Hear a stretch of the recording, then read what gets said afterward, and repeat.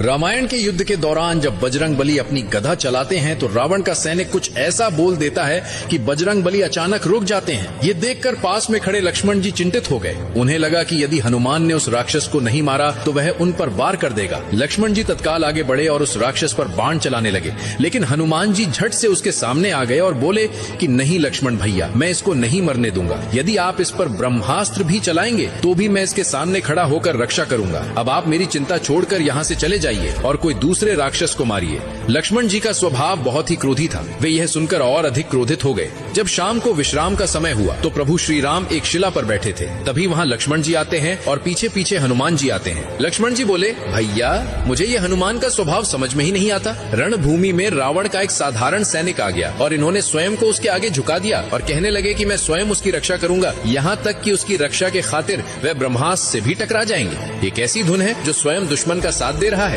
राम जी मुस्कुराए और हनुमान से पूछने लगे, हनुमान क्या हुआ तुम्हारे बल बुद्धि को? रण में अपने दुश्मन को क्यों क्षमा कर दिया? तब हनुमान जी निडरता से बोले, प्रभु जब मैंने उस पर प्रहार किया तब उसके मुख से भयवश हे राम निकल पड़ा। राम नाम सुनकर तो मैं स्वयं को भी भूल जाता हूँ, फिर चाहे कोई शत्रु ही क्यों ना हो।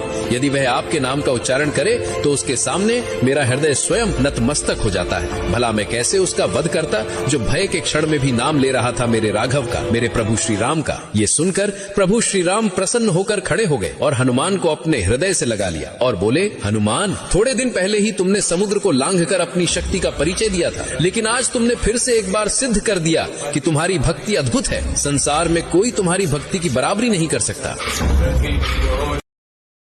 Download ShareChat.